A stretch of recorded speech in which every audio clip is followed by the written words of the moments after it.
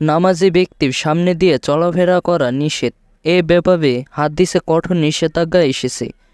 আবু হুরায়রা রাদিয়াল্লাহু আনহু থেকে বর্ণিত, রাসূল সাল্লাল্লাহু আলাইহি সাল্লাম বলেন, যে ব্যক্তি কোনো নামাজের সামনে দিয়ে অতিক্রম করে সে যদি জানতো এর গুনাহ কিংবা শাস্তি কতটা ভয়াবহ, তাহলে নামাজরত ব্যক্তির সামনে দিয়ে এর পদক্ষেপের তুলনায় তার কাছে 100 বছর দাঁড়িয়ে থাকা উত্তম মনে হতো।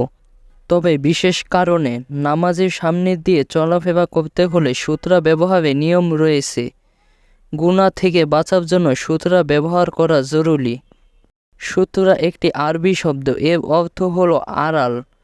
নামাজি ব্যক্তির সামনে 1 হাত পরিমাণ লম্বা একটি বস্তু রাখতে হয়, যা তার সামনে দিয়ে চলমান কিছু তার থেকে হেফাজত করবে। এটাই হলো শরিয়াতের পরিভাষায় সূত্রা। সূত্রা হিসেবে লাঠি, কাঠি, খুঁটি ইত্যাদি স্থাপন করা হয়। বর্তমান বাজারে কাঠ ও প্লাস্টিকের সূত্রা পাওয়া যায়। সূত্রা সাধারণত 1 হাত লম্বা এবং 1 আঙ্গুল পরিমাণ মোটা হওয়া উচিত। সূত্রা নামাজের সামনে ডান দিকে কিংবা বাম দিকে একটু সরিয়ে স্থাপন করতে হয়। হাদিসে এভাবেই স্থাপনের কথা বলা হয়েছে। জামাতে নামাজ পড়ার সময় ইমামের সামনে সূত্রা থাকলে তাই ইমাম ও মুসল্লি সবার জন্য যথেষ্ট হবে। মুসল্লিদের জন্য আলাদা করে আর সূত্রা ব্যবহারের দরকার নেই। এ ব্যাপারে সব ফকিহরা একমত।